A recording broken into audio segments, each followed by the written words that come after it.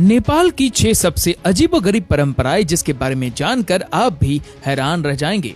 Number 6, Kumari Devi की परंपरा। नेपाल में कुमारी नाम की एक जीवित देवी होती है। ये परंपरा सदियों पुरानी है, जिसमें एक युवा लड़की को देवी के रूप में पूजा जाता है।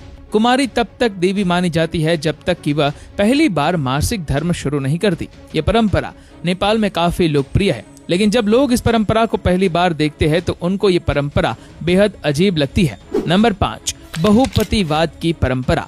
नेपाल के कुछ इलाकों में आज भी बहुपतिवाद यानी कि एक महिला के कई पतियों के होने की प्रथा देखने को मिलती है। ये विशेष रूप से उत्तरी नेपाल के कुछ समुदायों में पाया जाता है, जहां एक महिला कई पति के साथ रहती है जो आपस में भाई होते हैं।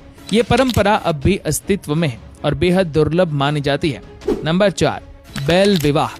नेपाल में एक अनोखी परंपरा है जिसे बैल विवाह कहा जाता है। बैल विवाह का मुख्य उद्देश्य लड़की को ये सुनिश्चित करना होता है कि उसका विवाह एक देवता से हो चुका है।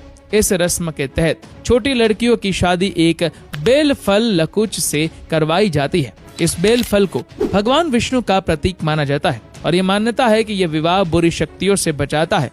इस रस्म का धार्मिक और सांस्कृतिक महत्व बहुत गहरा है। इसे इस प्रकार समझा जा सकता है कि लड़की का विवाह भगवान से हो जाता है और आगे चलकर अगर उसका पति गुजर भी जाए तो उसे विधवा नहीं माना जाता। नंबर 3, तिहार। तिहार जिसे दीपावली के नाम से भी जाना जाता है, ये नेपाल का दूसरा सबसे बड़ा त्योहार है। ये 5 दिनों तक चलता है और हर दिन का अपना एक विशेष महत्व है। पहले दिन इस त्योहार की शुरुआत कौवे की पूजा से होती है, जिन्हें संदेशवाहक माना जाता है। दूसरे दिन कुकुर तिहार यम के प्रतिनिधि के रूप में कुत्तों की पूजा की जाती है, जिसमें कुत्तों को माला और तिलक लगाकर सजाया जाता है। कुत्तों को पूजा जाता है और उनका सम्मान किया जाता है। कुत्तों को खाना खिलाया जाता है। इस दिन कुत्ते को उनकी वफादारी और निष्ठा के लिए धन्यवाद दिया जाता है। तीसरे दिन गाय तिहार और लक्ष्मी पूजा होती है। इस दिन सुबह गाय को पूजा जाता है और भोजन दिया जाता है और शाम को देवी लक्ष्मी की पूजा की जाती है।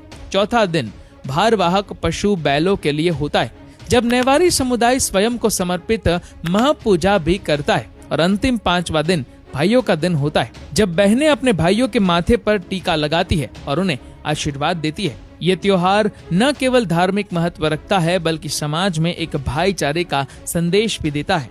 नंबर 2, दशैन। दशैन नेपाल का सबसे बड़ा और प्रमुख त्योहार है, जिसे हिंदू समुदाय में विजयादशमी के नाम से जाना जाता है। ये पर्व बुराई पर अच्छाई की जीत का प्रतीक है और पूरे 15 दिनों तक मनाया जाता है। इस दौरान देवी दुर्गा के 9 रूपों की पूजा की जाती है, जो शक्ति और साहस का प्रतीक है। दशैन के समय नेपाल में चारों तरफ उत्सव का माहौल होता है और लोग अपने पूरे परिवार के साथ समय बिताते हैं। इस त्योहार में सबसे खास परंपरा है टीका और जमरा का आशीर्वाद। परिवार के बुजुर्ग छोटे सदस्यों को टीका लगाते हैं और उनके उज्जवल भविष्य की कामना करते हैं। ये पर्व न केवल धार्मिक आस्था का केंद्र है बल्कि पारिवारिक रिश्तों को मजबूत करने का भी एक माध्यम है। नंबर 1, विदाई की रस्म। नेपाल में शादी के बाद विदाई का पल बहुत ही भावुक और दिलचस्प होता है। यहाँ पर दूल्हा अपने साथ दुल्हन को लेकर वापस अपने घर नहीं आता है, बल्कि दुल्हन के रिश्तेदार उनको पारंपरिक पालकी में बिठाकर दूल्हे के घर लेकर जाते हैं। ये एक बहुत ही पुरानी और महत्वपूर्ण परंपरा है, जो आज भी कई ग्रामीण इलाकों में देखी जाती है। इस रस्म के दौरान दुल्हन अपने माता पिता के घर से विदा होती है और उन्हें एक नई जिंदगी की शुरुआत के लिए आशीर्वाद मिलता है।